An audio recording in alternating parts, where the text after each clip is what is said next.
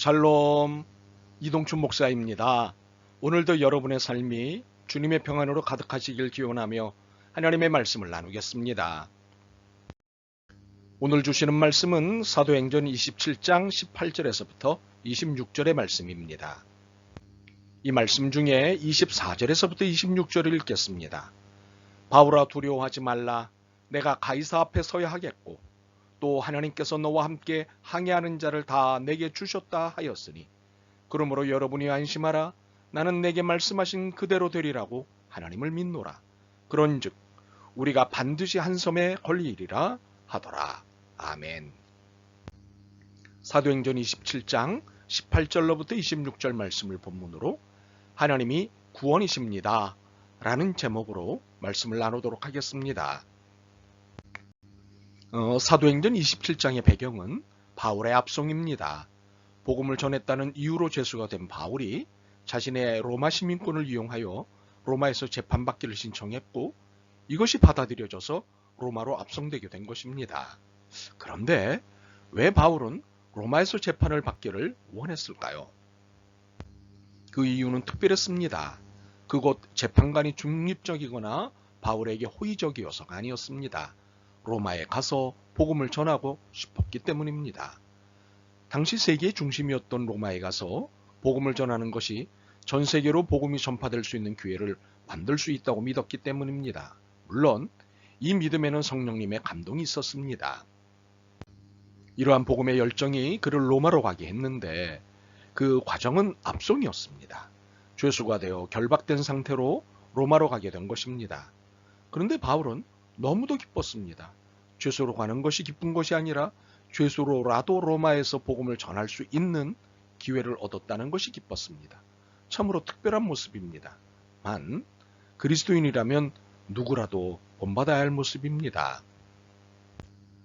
그런데 로마로 가는 길이 만만치 않았습니다. 배로 이동해야 했기 때문입니다. 당시 최고의 운행수단이 배였습니다. 그런데 배는 지금과 같이 기계동력이 아닌 풍력에 의존하는 것이었기에 지금에 비해 위험부담이 훨씬 컸습니다.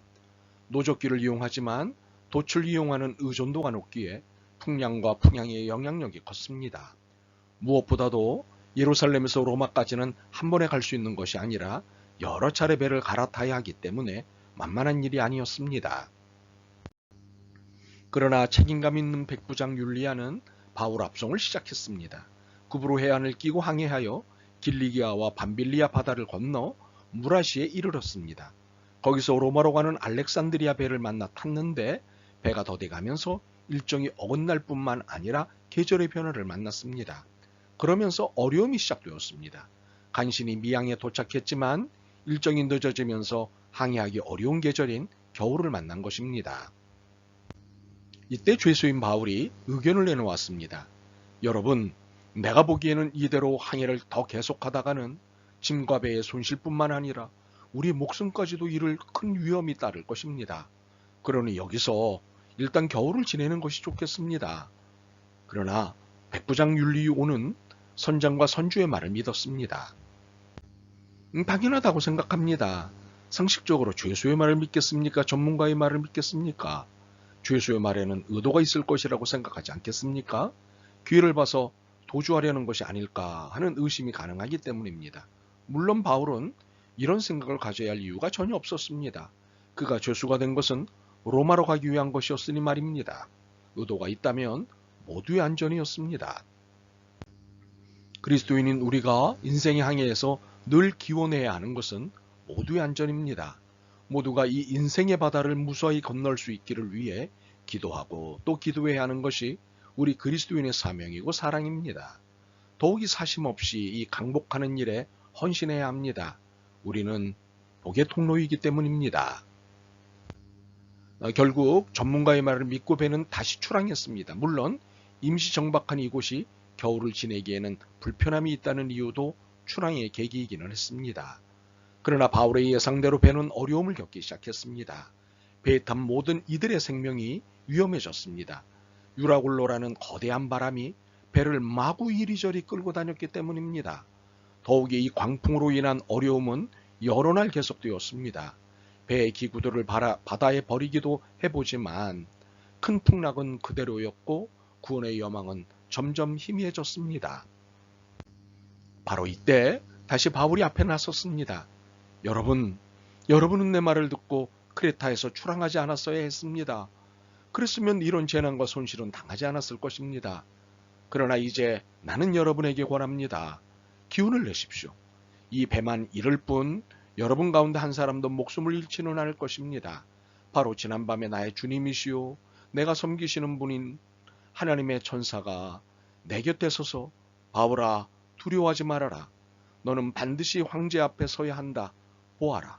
하나님께서는 너와 함께 타고 가는 모든 사람의 안전을 너에게 맡겨주셨다 하고 말씀하셨습니다. 그러므로 여러분 힘을 내십시오. 나는 하나님께서 나에게 말씀하신 그대로 되리라고 믿습니다. 우리는 반드시 어떤 섬으로 밀려가 닿게 될 것입니다. 구원의 여망, 살아남을 희망이 거의 없어진 이때 바울은 희망의 메시지를 전했습니다. 여러분 가운데 한 사람도 목숨을 잃지 않을 것입니다. 이 얼마나 벅찬 메시지입니까? 어느 누구도 목숨을 잃지 않을 것이다. 참으로 구원이 희망입니다. 배 안에 가득 실려있는 곡식과 재물 그리고 기구들이 희망이 아닙니다. 구원만이 희망입니다. 그런데 이 구원은 하나님이십니다. 하나님의 약속, 보아라 하나님께서는 너와 함께 타고 가는 모든 사람의 안전을 너에게 맡겨주셨다는 하나님의 약속이 구원이고 희망인 것입니다. 바로 여기에 우리 그리스도인들이 긴장해야 합니다. 나와 함께 항해하는 사람들의 안전과 생명이 전적으로 내게 달려있다는 사실입니다. 구원의 희망이 나로 인해 그리고 나를 통해 역사된다는 사실입니다. 아마도 이 사명이 너무도 막중하다고 생각하면 두려울 것입니다. 겁이 나서 혹시 요나처럼 도망가고 싶을지도 모르겠습니다. 그러나 요나는 다시 잡혀왔고 바울은 이런 말씀을 들었습니다. 바울아 두려워하지 말아라. 너는 반드시 황제 앞에 서야 한다. 무슨 말씀입니까?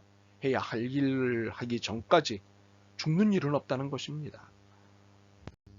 이를 바울의 삶이 입증하지 않습니까? 나는 하나님께서 나에게 말씀하신 그대로 되리라고 믿습니다. 우리는 반드시 어떤 섬으로 밀려가 닿게 될 것입니다. 어떻게 됐습니까? 이렇게 됐습니다. 한 섬에 도착해 그곳에서 겨울을 났고 몸과 마음이 충분히 회복된 상태에서 재출항을 하게 되었습니다. 참으로 하나님이 말씀하신 그대로 됐습니다. 그리고 바울은 로마에 도착해서 복음을 전했습니다. 자, 여러분의 인생은 어떻게 될까요? 약속하신 그대로 될 것입니다. 그러니 우리의 인생을 향한 하나님의 거룩한 약속을 글자 그대로 믿으십시오. 해야 할 일을 하기 전까지 죽는 일은 없다. 믿으시겠습니까? 우리 주변에는 많은 전문가들이 있습니다. 생활을 편리하게 해주는 전문가, 삶을 안정되게 해주는 전문가, 인생길을 안내해주는 전문가 등 많은 전문가들이 있습니다. 마치 백부장 율리오의 항해 결심을 부추겼던 전문가들처럼 말입니다. 그러나 항해 전문가들이 틀렸던 것처럼 이 많은 전문가들은 틀릴 수 있습니다. 왜냐하면 하나님이 아니기 때문입니다. 물론 하나님을 믿고 따르는 전문가도 있겠지만 이들도 하나님은 아닙니다. 그렇기 때문에 많은 경우 틀립니다. 그렇다면 이들 전문가에게 우리의 현재와 미래를 전적으로 맡길 수 있을까요? 전적으로 맡길 수 없습니다. 많은 도움은 받겠지만 인생의 바다를 항해하는데 전적으로 의지할 수는 없습니다.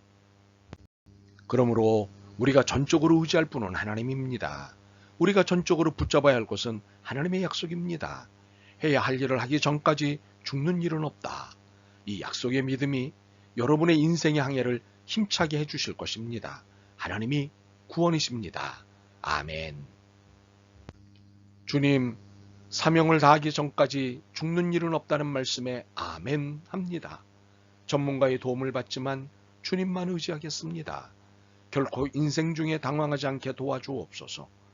예수 그리스도의 이름으로 기도드립니다. 아멘. 오늘도 여러분의 믿음과 삶을 응원합니다.